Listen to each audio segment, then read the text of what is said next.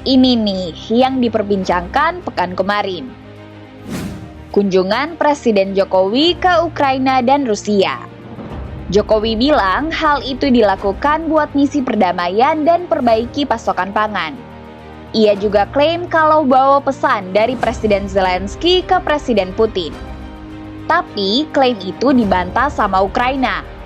Nah, dalam konteks ini saya melihat ya self-identification sebagai bridge builder ini mungkin diresist oleh Zelensky. Apakah kemudian ada kekhawatiran di domestik, ini dugaan saya ya, ada kekhawatiran di domestik Ukraina bahwa kalau sepertinya pemimpin mereka tidak bisa menyampaikan itu secara langsung, secara terbuka, tapi harus lewat pihak ketiga, nah itu kan menurunkan legitimasi ya, dianggap tidak mampu dan sebagainya. Anyway, kalau soal misi damai, ngertilah ya, kita gak perlu berharap-harap amat. Bukan masalah Jokowinya, tapi Putin memang bergeming meski sudah dikecam sana-sini. Zelensky-nya juga gak mau nyerah. Saya rasa secara realistis kita bisa melihat lah bahwa memang secara leverage kita juga terbatas ya, konfliknya juga cukup jauh dari kawasan, sehingga untuk menjadi mediator itu merupakan satu ekstra, diperlukan usaha-usaha ekstra. Dan saya rasa pada titik ini sepertinya belum sampai ke sana. Kalau kemauan itu tentu ada ya, tapi kalau kita lihat situasi yang realnya kita juga harus objektif ya. Sampai sekarang perang terus berlangsung dan minat atau niat Rusia, Presiden Putin untuk memperlambat atau stop perang, stop aksi militer, apalagi menghentikannya dan keluar dari Ukraina, itu sama sekali sampai sekarang tidak ada. Nah, untuk tujuan yang kedua, boleh deh. Apa itu? Ya, soal pangan.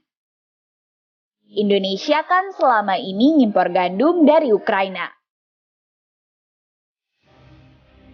Selain untuk roti dan lain-lain, gandum ini bahan utama kesukaan kita-kita yang namanya mie instan.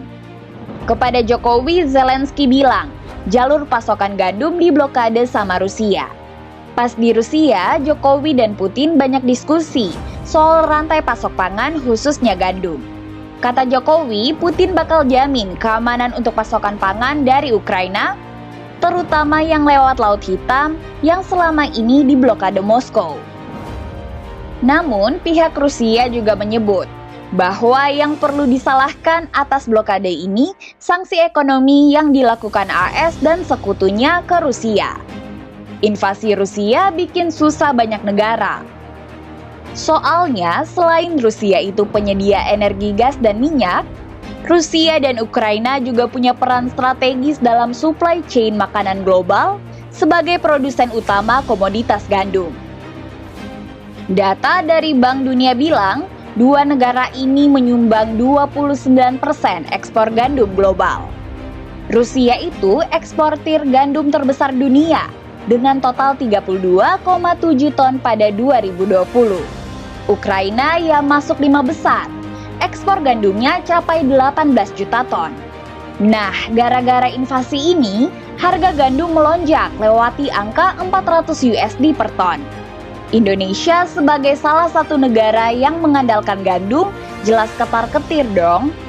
Tetapi kemudian yang lebih dipertegas lagi oleh beliau di poin-poin berikutnya adalah mengenai bagaimana krisis atau konflik yang terjadi antara kedua negara ini mempengaruhi pasokan pangan dunia ya, dalam hal ini terutama gandum dan pupuk, karena pupuk ini kan menjadi satu bahan untuk bisa mendorong industri pertanian.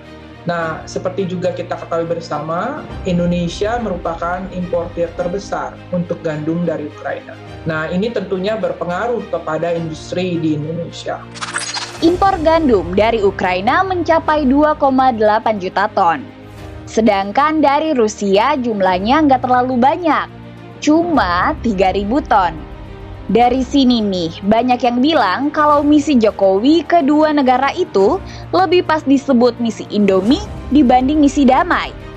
Di Indonesia, 55% tepung terigu digunakan untuk industri mie instan. Indonesia juga jadi negara pemakan mie terbesar kedua di dunia setelah Cina. Konsumsi mie instan di Indonesia mencapai 13.270 miliar porsi. Cina 43.990 miliar porsi. Mie instan dari Indonesia juga go internasional loh. Nilai ekspor mie instan misalnya naik rata-rata 15% setiap tahunnya. Pada 2020, nilai ekspor mie instan bahkan tembus 271,30 juta USD.